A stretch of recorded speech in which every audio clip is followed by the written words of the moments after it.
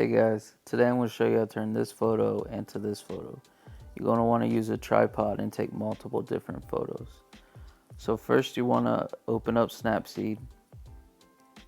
You're going to take the photo of the empty room that you took first. So we'll select that.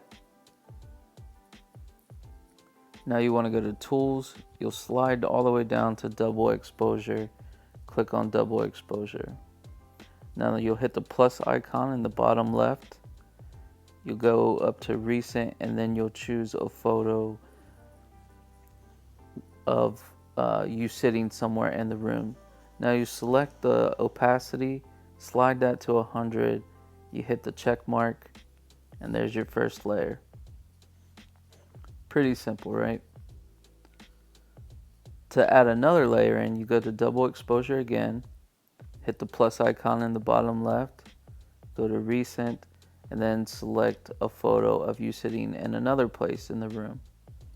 Now you see how they're kind of blended together. You slide the opacity to 100 again, you hit the check mark. Now you go up to the top left with that little arrow pointing to the left. Once you click on that, you'll go to View Edits, and then it will automatically select the latest layer. So you click that and then you click the masking tool in the middle, the square with the paintbrush in it. Now you see that erased that second layer.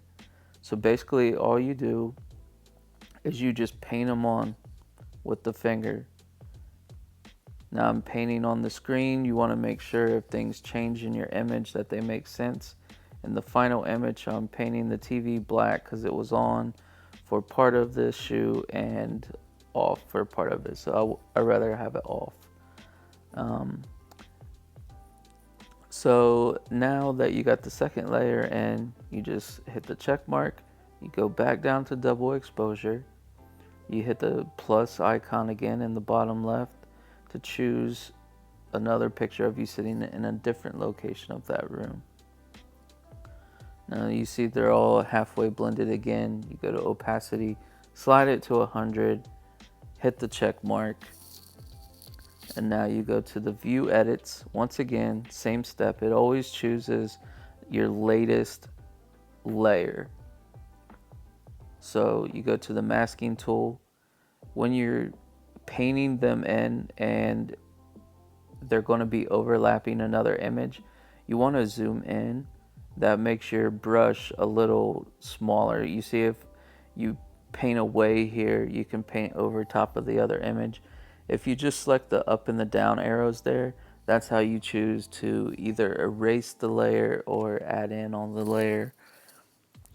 The tighter you zoom in, the smaller your brush will be, so you can fine tune some of the image.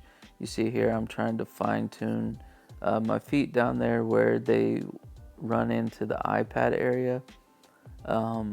Painting in my leg over here, it kind of bled in to the hat. So just zooming in real close, make that brush small. You can kind of touch up those small areas. And once you have all the little fine adjustments made, you just hit the check mark once again, hit the back arrow at the top, and then to add in another layer, same thing, just hit Double Exposure, add in a picture of you sitting somewhere else in the room. You definitely want to use a tripod so the framing stays the same throughout all of these images, because these are all different images. You can take as many as you want. It's just when you're in the editing, when you're doing the masking, you'll have to be really precise with that, especially if there's a lot of versions of you overlaying other images.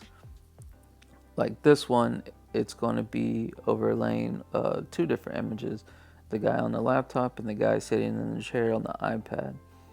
So I'm just painting in here. I'm painting the guitar in, and I decided to keep my dog snuggled up behind me in this picture. So I'm just zooming in to try to get a real fine edge on the dog around the guitar here. All you have to remember is hitting the down arrow all the way down to 0 on the double exposure will erase. Hitting plus all the way up to 100, obviously that's painting the image in. And these are all on their own layer. So if you make a mistake on one layer, you can always go back to a previous layer and correct it. So we're just painting it in here, we're zooming in. One, so we can see better. Two, so the brush is smaller and it's a little easier to do those fine adjustments. You see, even though I was zoomed in some, it still bled into the other image of the guy on the laptop. It kind of erased a bit of my sleeve, the black sleeve. So just zoom in and paint that back in to touch up that little line here. Sometimes, like my thumb is over top of the guitar neck here. I didn't realize it at first that didn't paint in. So if you kind of paint over an area a little bit, just to make sure that you have everything that is supposed to be in the image, that really helps. So I zoom back in. I'm just painting over my hat here where the guitar bled into some of that. And then I realized I'm going to go back over the neck because something just doesn't look right on the guitar.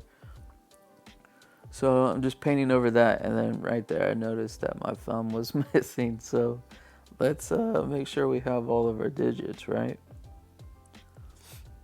So now we have that guy in there. That was probably the most intricate because it's in between two other images. So you just really want to make sure that you pay attention to the little details when the images are overlapping like that. Now to add the last layer in, once again, you just add another photo in, select the opacity to 100, you hit the check mark. And in an image like this where I'm stretched out, I'm making a large shadow onto the floor. Whenever you're doing the masking, when you're painting the image back in, you definitely want to make sure that you paint in the shadows also, just to make it look the most realistic that it possibly can, right? So I just want to zoom in here. You see, as I was painting the image in, it looks like that pull-up bar is going through my leg. So I'm just painting my leg back in here. And so I'll zoom in to make sure that the feathering of that pull-up bar is a little darker, makes it make it look more natural, like it's naturally going behind my leg, like my leg would be covering up in real life.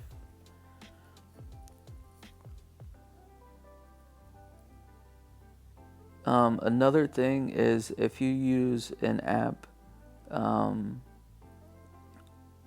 to take these photos and outside of the native camera app, I used the Moment Pro camera app.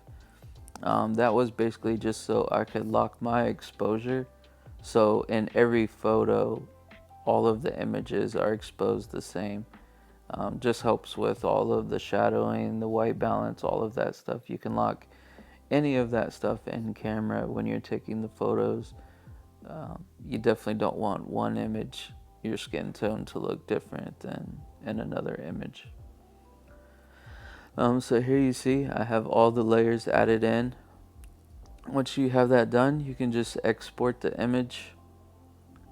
It'll compress it into a JPEG file. Wish that you could use a larger file.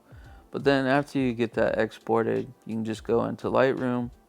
You choose the export that you just did, and then you just find your favorite preset. Hopefully you have a bunch of different presets you can choose from, or just have fun editing it your own way. I just chose a preset here, and I'm just showing you, once you choose the preset, you can go in here. If it's a little lighter or darker, you can adjust, do some little fine touches to make it look however you want. But yeah, if you enjoyed that, please give it a like and subscribe. I appreciate it.